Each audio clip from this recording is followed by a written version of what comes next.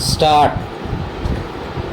हुरहुर लावणारा, मने भिजवणारा, वर्षानुवर्षाचा घट्ट ऋणानुबंध असणारा मोसमी पाऊस अलीकडच्या काळात छातीत धडके भरविणारे रूप घेऊन का येत आहे?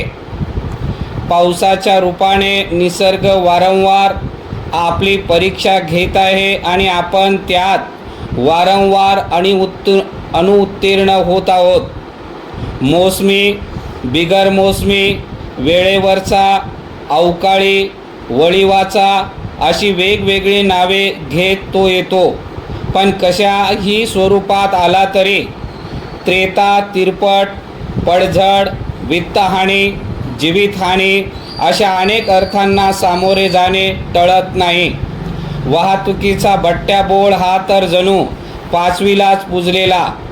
हे केवळ निसर्गाचे लहरीपण असे म्हणून जबाबदारी टाळता येणार नाही. अलीकडच्या यंत्रणांचेही अपयश वारंवार समोर येते, हे मान्य करायलाच हवे. दरवर्षी पाऊस येण्याआधी नाले सफाईपासून पाणी साठवण्याच्या योजनेपर्यंत विविध घोषणांचा पाऊस पाडला जातो. परंतु खराखुरा पाऊस कोसळायला लागला की ते सगळे वाहून जाते. यंदा 16 वर्षात पहिल्यांदाच तो मे महिन्यात राज्यात दाखल झाला आहे.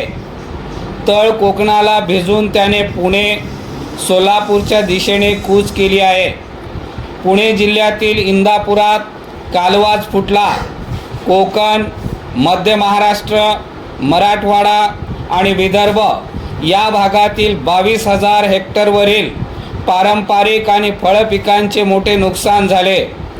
आताचा पाऊस एकदम पिसाटल्यासारखा कोसळतो आणि सगळे काही जलमय होऊन जाते. आधीच तोळामासा झालेल्या व्यवस्थेच्या नाकातोंडामध्ये पाणी जाऊन ती तडफडायला लागलेत. पुरात वाहने वाहून जातात, इमारती कोसळतात, पात्राबाहेर पडलेल्या नद्या थेट घरात घुसतात.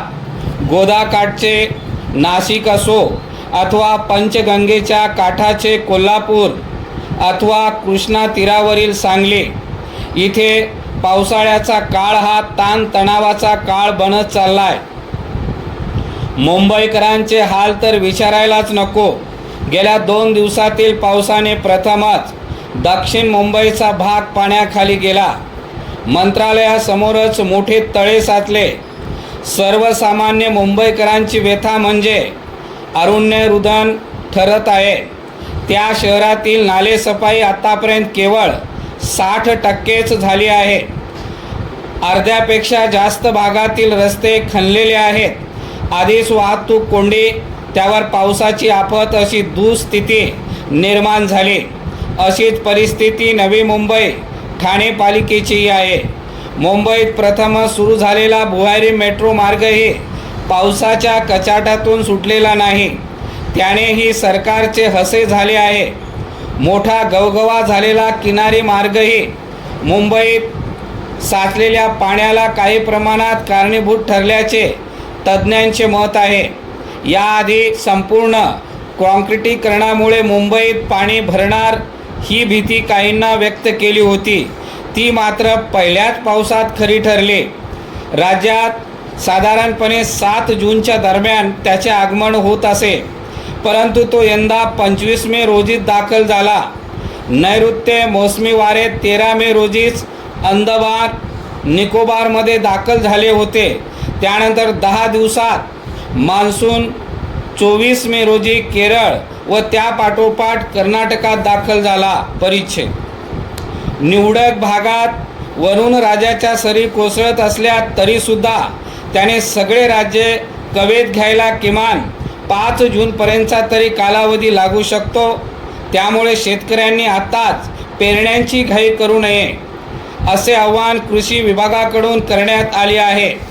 इतर भागात देखील मान्सूनचा प्रवास काही काळ थांबू शकतो असा इशारा देण्यात आला आहे.